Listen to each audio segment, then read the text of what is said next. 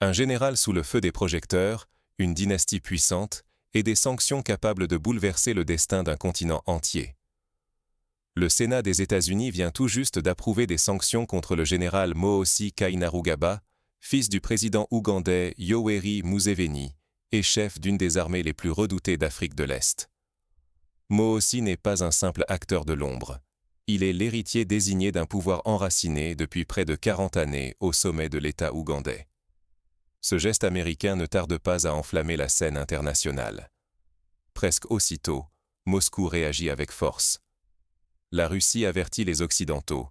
Toute tentative d'ingérence en Afrique pourrait entraîner des conséquences incontrôlables. Désormais, chaque déclaration tourne à la menace voilée. Chaque silence pèse lourd. L'équilibre fragile des alliances mondiales vacille. Une voix s'élève du Sahel, celle du capitaine burkinabé Ibrahim Traoré. Il accuse l'Occident d'hypocrisie, rappelant que la défense des intérêts africains n'a jamais été la priorité des grandes puissances, sauf lorsque leurs propres privilèges sont en danger. Pour lui, l'affaire Mohosi n'est qu'un symptôme de l'effondrement d'un ordre ancien, celui qui dictait qui commande et qui obéit. Car il ne s'agit plus du sort d'un homme, ni même d'une famille. C'est le continent africain qui se retrouve projeté dans une zone de turbulence. Les vieilles alliances forgées à l'époque de la guerre froide, les pactes secrets, les compromis étouffés. Tout vacille. Jamais les Africains n'ont autant revendiqué leur souveraineté, alors que l'Occident tente désespérément de préserver son influence face à l'irruption de nouveaux acteurs déterminés. Regarder ailleurs, c'est risquer de manquer le tournant historique qui se joue.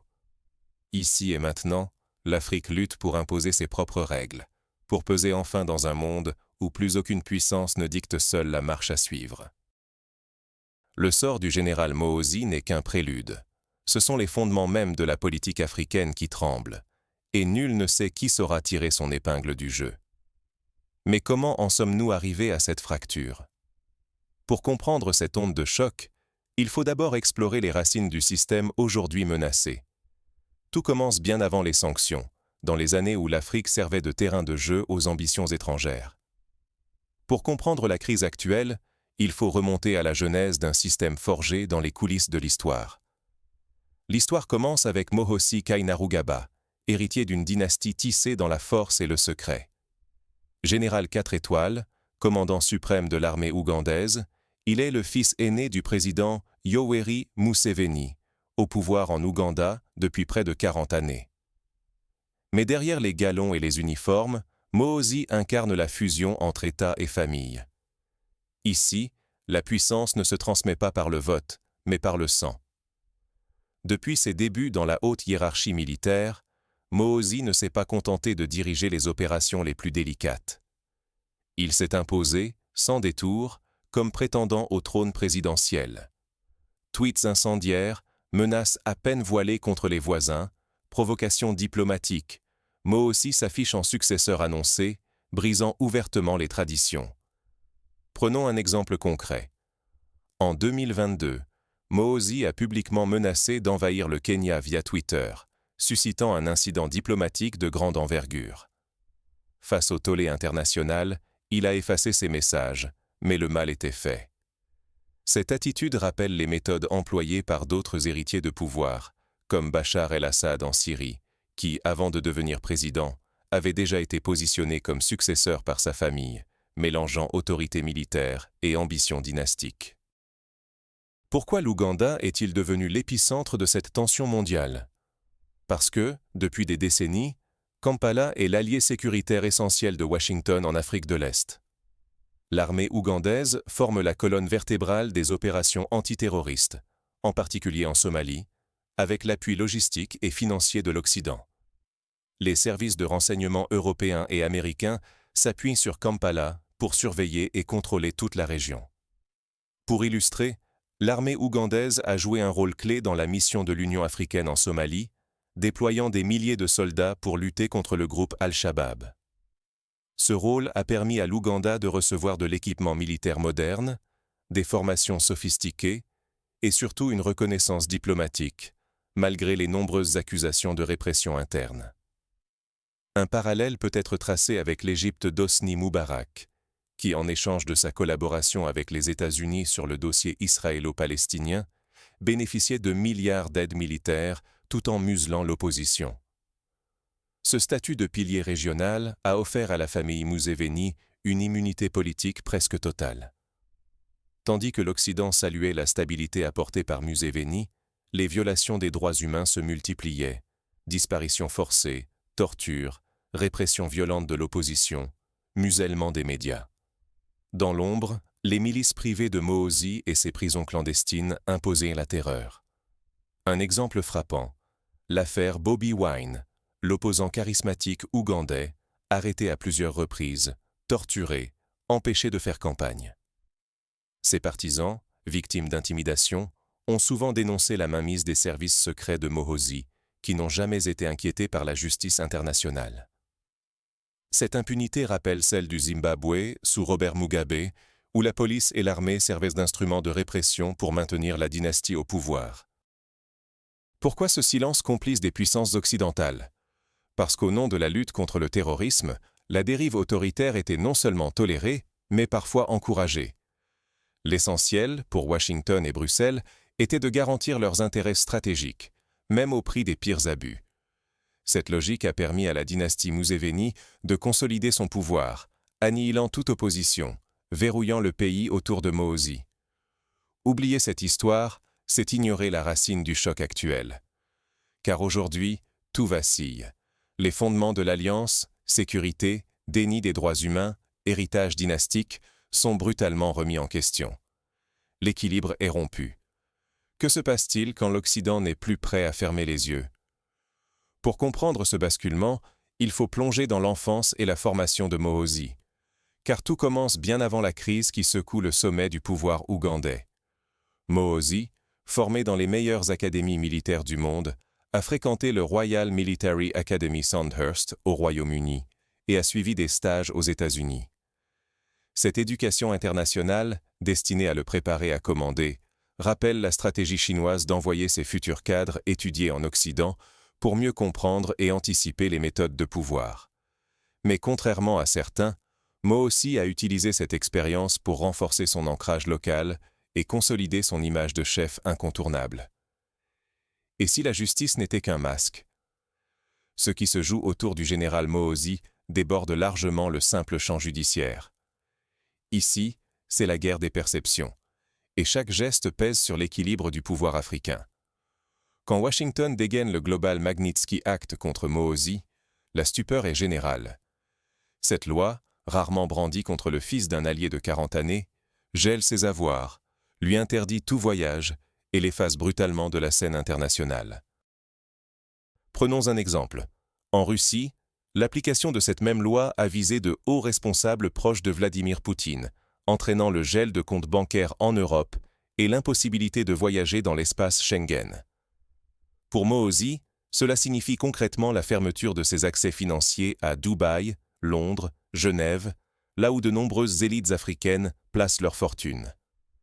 Mohozi, héritier d'un régime qui règne depuis presque 40 ans, devient soudain l'homme à abattre. Mais pourquoi cette offensive maintenant ? Pourquoi cibler l'un des piliers du statu quo ougandais, alors que Kampala a toujours servi les intérêts occidentaux sans faillir ? La réponse ne tient pas seulement aux droits humains. Ce geste traduit un virage stratégique à Washington, un avertissement à tous les chefs africains. Plus personne n'est intouchable, pas même le fils du président le plus loyal envers l'Occident. La tension monte d'un cran avec l'entrée en scène d'Ibrahim Traoré. Le jeune leader burkinabé, devenu symbole d'anti-impérialisme, dénonce la justice à géométrie variable des puissances occidentales. Il rappelle que, pendant des décennies, celles-ci ont fermé les yeux sur les abus du régime Museveni. En 2023, Traoré a expulsé les forces françaises du Burkina Faso, illustrant sa volonté de rompre avec l'influence étrangère. Il multiplie les appels à la solidarité africaine, encourageant la création d'alliances régionales indépendantes. Ce positionnement évoque la période de la décolonisation, lorsque des figures comme Kwame Nkrumah au Ghana ou Patrice Lumumba au Congo prônaient l'unité africaine pour contrer les ingérences occidentales. La question n'est plus « Que va-t-il advenir de Mohozi ?» mais « Qui détient le pouvoir de juger les puissants africains ?» Les sanctions servent-elles vraiment la justice ou ne sont-elles que des armes au service d'intérêts fragilisés? Et dans l'ombre, qui profite de cette crise? L'Occident qui tente de maintenir son influence ou de nouveaux acteurs prêts à renverser la table? S'en tenir aux discours officiels, c'est passer à côté du vrai déplacement de pouvoir. Car aujourd'hui, l'Afrique commence à imposer ses propres règles. Chaque sanction, chaque geste peut se retourner contre son instigateur et transformer la crise en opportunité pour ceux qui refusent le statu quo. Mais la partie ne fait que commencer. D'autres forces, moins visibles, s'organisent déjà dans l'ombre pour redéfinir le jeu. Sanctions, coups d'État, alliances inattendues. Et si l'Afrique décidait enfin de réécrire ses propres règles du jeu? Depuis quelques années, un vent nouveau souffle sur le continent. Les principes hérités de la période post-coloniale vacillent, mis à mal par une jeunesse qui refuse le statu quo et des peuples qui exigent de reprendre la main sur leur avenir. Partout, l'on voit l'expulsion de soldats français, le rejet des injonctions occidentales, la dénonciation d'accords diplomatiques vieux de plusieurs décennies. Les lignes bougent, parfois brutalement. À titre d'exemple, au Mali, le gouvernement de transition a mis fin à la coopération militaire avec Paris en 2022, privilégiant un partenariat avec la société militaire russe Wagner. Cette décision a provoqué un retrait accéléré des troupes françaises et un changement profond dans les équilibres régionaux. Ce scénario rappelle l'éviction des troupes britanniques d'Inde en 1947, lorsque la montée du sentiment nationaliste a imposé une rupture radicale avec l'ancienne puissance coloniale. De nouveaux visages émergent, jeunes militaires, chefs de file panafricanistes. Le capitaine Traoré au Burkina Faso, les juntes du Mali, de la Guinée, du Niger. Tous portent un même message. Il est temps pour l'Afrique de cesser d'être télécommandée et d'assumer son destin, au risque d'affronter des tempêtes. Mais ce vide laissé par l'Occident attire d'autres puissances. Moscou avance ses pions, signant des accords militaires et promettant une sécurité sans condition. De son côté, Pékin investit massivement, sans s'immiscer dans les politiques internes ni exiger de réformes sur les droits humains. En Afrique centrale, la République centrafricaine a, par exemple, sollicité l'aide militaire russe pour sécuriser son territoire, tournant ainsi le dos à la France, ancienne puissance tutélaire. La Chine, quant à elle, finance des infrastructures majeures, routes, barrages, hôpitaux, sans conditionner ses investissements à des réformes politiques. Cela rappelle la diplomatie du non-alignement, prônée lors de la conférence de Bandung en 1955, où les pays émergents refusaient de s'aligner sur un bloc ou l'autre pendant la guerre froide. Pour de nombreux États, ces nouvelles alliances ne sont pas de simples alternatives. Elles ouvrent des portes vers davantage d'indépendance, tout en redistribuant les cartes du pouvoir mondial. L'affaire du général Mohosi Kainerugaba en est la preuve éclatante. En sanctionnant le fils du président Museveni, les États-Unis cherchent à imposer leurs normes, mais risquent surtout de s'isoler. Car pour beaucoup, ces sanctions sont vues non comme des instruments de justice, mais comme des armes de pression politique. La tension monte. Si l'Afrique parvient à s'affranchir réellement de l'influence occidentale, c'est tout l'équilibre mondial, stabilité, économie, sécurité, qui pourrait être bouleversé. Les anciens maîtres perdent pied, de nouveaux réseaux émergent, à l'abri des regards occidentaux. Au fond, la question demeure, les sanctions occidentales ont-elles encore du pouvoir, ou accélèrent-elles l'émergence d'une Afrique plus fière, plus unie, moins dépendante?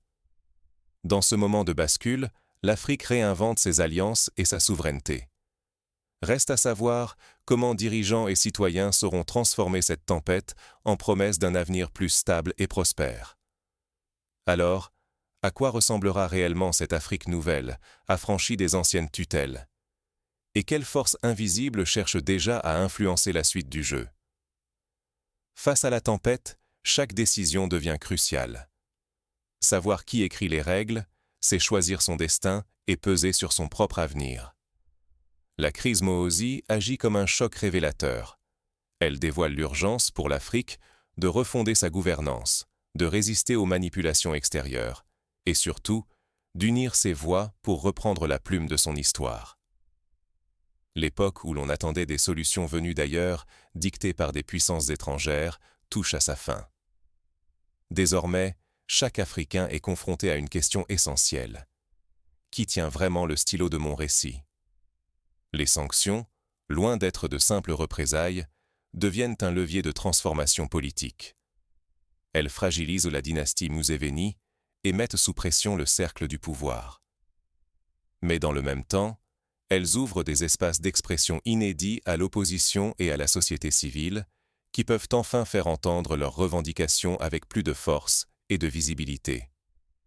Imaginons un scénario. La société civile ougandaise, galvanisée par l'exemple des sanctions, organise des manifestations pacifiques pour réclamer des réformes électorales. Les réseaux sociaux relayent massivement ces appels, inspirant des mouvements similaires au Soudan, où en 2019, une mobilisation citoyenne a conduit à la chute d'Omar el-Béchir après 30 années de règne. Ce type d'effet domino illustre le potentiel de transformation que recèle chaque crise. La jeunesse africaine, aujourd'hui plus connectée que jamais mais souvent frustrée par la stagnation et le manque d'opportunités, voit dans ce chaos une invitation à l'action politique. Ce moment, bien que marqué par l'incertitude, peut devenir un tournant. Les jeunes disposent de nouveaux leviers pour revendiquer des solutions locales, inventer leur propre modèle de leadership et refuser le rôle de simple spectateur dans une pièce mondiale où leurs voix sont absentes. Des plateformes citoyennes innovantes émergent, à l'image d'Ushahidi au Kenya, qui collectent et diffusent des témoignages en temps réel pour surveiller les élections. En Ouganda, de jeunes entrepreneurs créent des médias indépendants sur Internet, informant malgré la censure officielle. Ces initiatives rappellent l'importance du numérique dans la révolution tunisienne de 2010, où Facebook et Twitter ont permis de contourner la propagande d'État. Les dirigeants africains sont face à un défi colossal. Préserver la souveraineté sans tomber dans la dépendance envers d'autres puissances, qu'il s'agisse de l'Occident traditionnel ou de nouveaux acteurs comme la Russie ou la Chine. Cela exige de regagner la confiance par la transparence, l'inclusion et le courage de rendre des comptes, non pas à des capitales étrangères, mais au peuple, seul vrai juge. Prenons le cas du Botswana, souvent cité comme exemple de bonne gouvernance en Afrique. Son gouvernement a instauré des mécanismes de reddition de comptes et de gestion transparente des ressources diamantifères, ce qui a permis un développement relativement stable et autonome. Ce modèle, même s'il n'est pas parfait, prouve qu'il est possible de bâtir une souveraineté réelle, fondée sur l'état de droit et la participation citoyenne. Saisir la réalité changeante des alliances et des discours est devenu vital. L'Afrique doit apprendre à naviguer dans un monde multipolaire, à maîtriser la complexité des partenariats et à éviter de tomber dans les pièges des rivalités qui ne servent que ses exploiteurs. Moins vulnérable, plus lucide, le continent peut désormais bâtir une souveraineté réelle, vécue au quotidien et non plus seulement proclamée. Mais le risque est immense. Rater cette opportunité, c'est accepter de rester l'otage d'un jeu de puissance qui se déroule sans et contre les citoyens africains. Ce serait perpétuer un cycle où stabilité, indépendance, prospérité et dignité restent suspendues à des décisions prises ailleurs. Alors, comment transformer ce moment de crise en un catalyseur pour un nouveau rapport de force? Voici quelques pistes pratiques. Premièrement, investir dans l'éducation civique pour renforcer la conscience politique des citoyens. Plus les peuples seront informés, plus ils pourront demander des comptes à leurs dirigeants. Le Rwanda, par exemple, a lancé des programmes de formation citoyenne après le génocide, favorisant la réconciliation et la participation politique. Deuxièmement, encourager la coopération régionale pour limiter les ingérences extérieures. L'Alliance des États du Sahel, créée en 2023, vise justement à mutualiser les ressources de défense et à coordonner les politiques économiques entre le Mali, le Burkina Faso et le Niger. Ce modèle peut inspirer d'autres régions. Troisièmement, renforcer l'indépendance de la justice et des médias, piliers essentiels d'une démocratie solide. Divers pays, comme le Sénégal ou la Namibie, ont montré qu'une presse libre pouvait contribuer à la stabilité sociale et à la dénonciation des abus de pouvoir. Le prochain chapitre explore comment de nouveaux acteurs et idées s'invitent dans la bataille, bouleversant l'équilibre et redéfinissant les règles du jeu. Qui saura saisir l'initiative et imposer sa vision? Le choix appartient à présent à celles et ceux qui ont compris. L'ancien système n'est plus. C'est la fin d'une époque. L'Afrique refuse désormais de se contenter du rôle d'observateur ou de simple terrain d'expérimentation pour des puissances étrangères. Les enjeux dépassent le seul cas du général Mohosi Kainerugaba ou les sanctions occidentales. Ce qui se dessine ici, c'est la naissance de nouvelles règles, de nouvelles ambitions, d'un nouvel avenir pour le continent. Pour la première fois depuis plusieurs générations, ceux qui imposaient leur volonté depuis Washington, Moscou ou Paris voient leur influence vaciller. Désormais, chaque décision prise là-bas provoque une réaction immédiate à Bamako, Ouagadougou ou Kampala. Le centre de gravité politique glisse lentement vers le sud, et la capacité des Africains à décider par et pour eux-mêmes s'affirme. Mais ce tournant n'est ni garanti, ni sans péril. Rater cette fenêtre, c'est accepter de subir la suite, au lieu de l'écrire. Si l'Afrique ne se rassemble pas autour de nouveaux principes et n'investit pas dans ses propres institutions, elle s'expose à devenir le théâtre d'ingérences encore plus féroces. Russie, Chine, États-Unis, Union européenne. Toutes ces puissances savent désormais que l'Afrique est la pièce maîtresse du monde multipolaire qui se construit. Mais la vraie question n'est pas qui détiendra le plus d'influence. C'est qui fixera les règles du jeu. La responsabilité pèse sur chaque citoyen, chaque responsable, chaque voix qui s'élève.